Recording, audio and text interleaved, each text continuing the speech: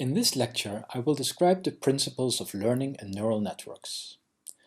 The lecture will not focus on details and specifics of implementations, but will allow you to understand how optimization works. In the general case, we have to maximize the likelihood of z given x by optimizing the parameters w of our model. In this case, this means changing the weights in the neural network. In the probabilistic interpretation, this means we want to maximize the log likelihood of p of z given x over all data points x, z.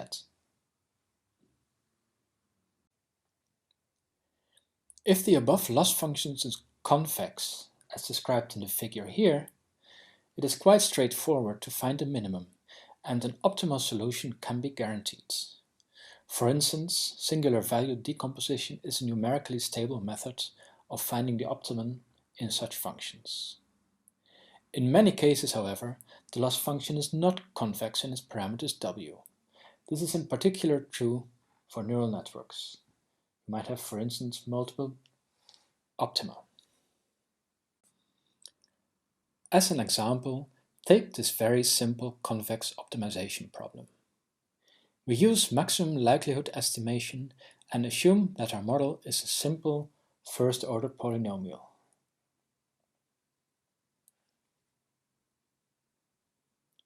The MLE loss is the sum of squared errors, and with the above data points, this can easily be filled out. The minimum of the loss function is located there where the gradient equals 0. Some algebra will bring up the solution, and you can easily solve that. But what if there is no longer a linear relationship between the loss and the parameters? In that case, a direct solution cannot be written down, and we have to refer to other methods of finding these parameters, in this case a, b, c, and d. In the sequel, we will assume that we can still compute the gradient of the loss with respect to the parameters w. We will use this gradient in the subsequent optimization steps. It is usually true for neural networks that you can compute this gradient, and if you can, you often want to use it for the optimization. Look again at the loss function L. This figure shows L with respect to one parameter w. In general, of course, for neural networks, L is a very high-dimensional function, as there are typically thousands to millions of parameters in a neural network. So this is a gross oversimplification and may not correspond with the truth, but we only want to explain the principles here.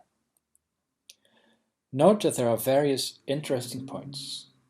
Look at the points B and E and D.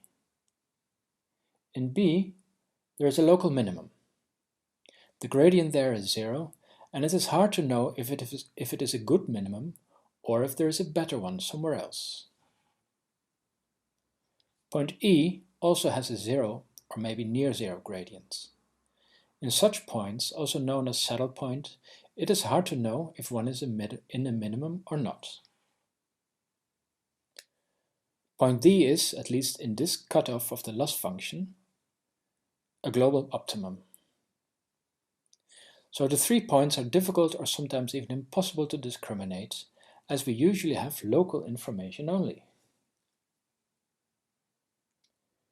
The case when we only have local information is demonstrated here. If we evaluate the loss function over all data points for a specific value of the weights, one just gets one particular value of L. Note that sampling L in this manner is quite expensive, as it involves forwarding a large number of data through the neural network and computing the error over those data. So this cannot be done over a huge number of possible values of W. This would be in particular problematic as I said before, W may be thousands to millions dimensional. Rather than just evaluating L at a specific value of W, we also want to get the gradient at that point. As mentioned before, in neural networks this gradient can be computed by using backpropagation. From the gradient we can already get a good guess of in which direction we want to optimize. We want to change our parameters W in order to decrease our loss. We basically want to follow the gradient, but then in the opposite direction. In the sequel, let us write the gradient as G. Furthermore, we define the search direction as U. In the simplest case, we want to do optimization by setting U to the negative gradient. Our next best estimate for W is obtained by adding U to the previous value of W. We also multiply U by some value alpha, which we call the learning parameter, or the step size. This very simple method is called steepest descent or gradient descent. How do we choose the learning parameter alpha? Well, if we choose alpha too small, for instance 1,000th or 1,000,000th, it may be that we reach a point where the gradient is zero only very slowly in many steps.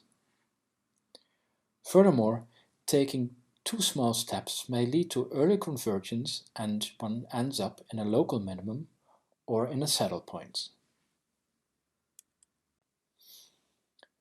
But choosing alpha too large, for instance close to 1, may quickly lead to overshooting an interesting minimum and thus lead to instability.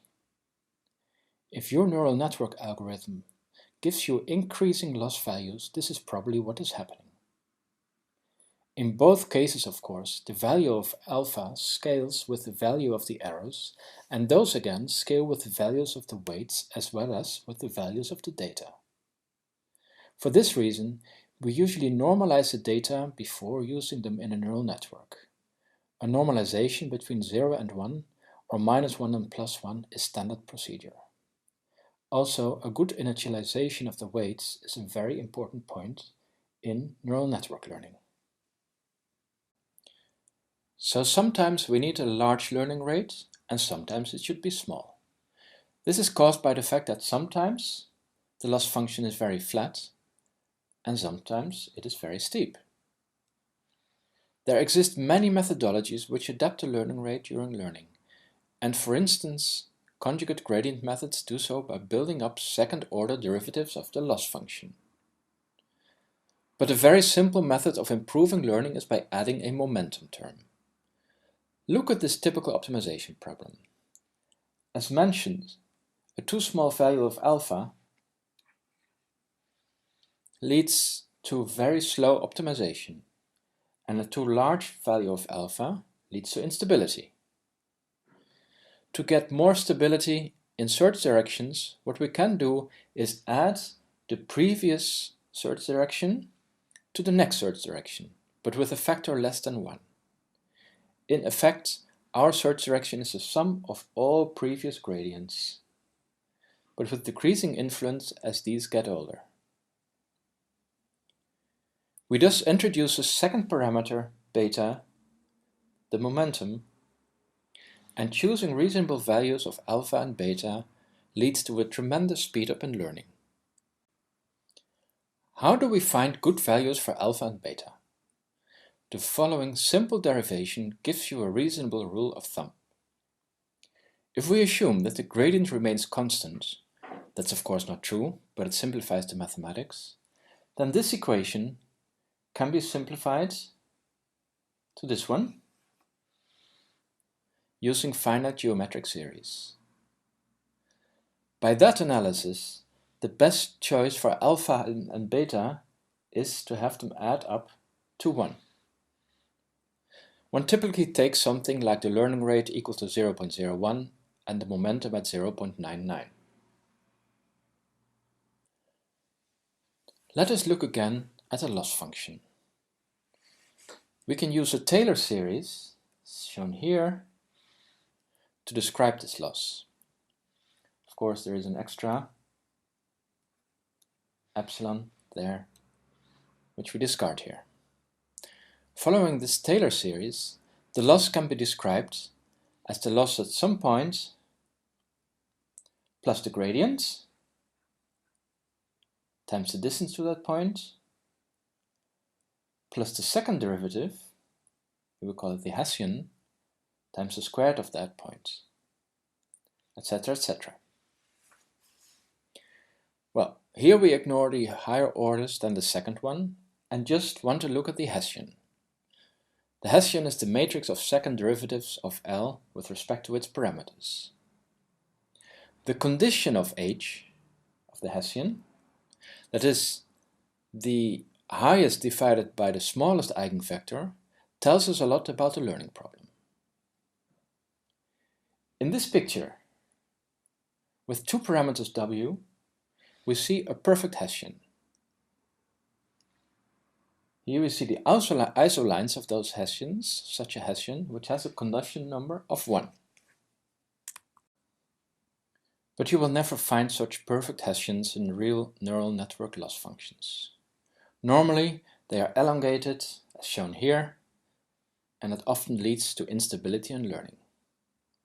In the picture here, a Hessian with condition number of 5 is shown. It is often said that close to the minimum, the Hessian actually gives a very good picture of the loss function. Or differently put, the loss function is close to quadratic when we're close to a minimum.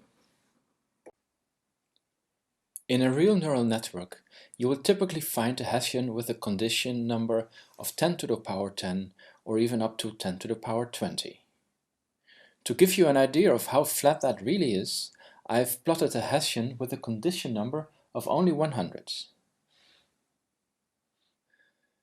So in real problems, you will find that the gradient on one direction is 10 to the power 10 or maybe up to 10 to the power 20 times as large as the gradient in a perpendicular direction. So this one is flat and this one is steep. With such differences, you will end up with learning with very inaccurate gradients. One of the major tasks of optimization methods is to deal with such flat areas. Many modern methods are especially designed to do so, and therefore one usually refers to methods such as rprop, Adam, or Ada-delta. Especially these latter two are mathematically challenging, but please take your time to consult the corresponding publications.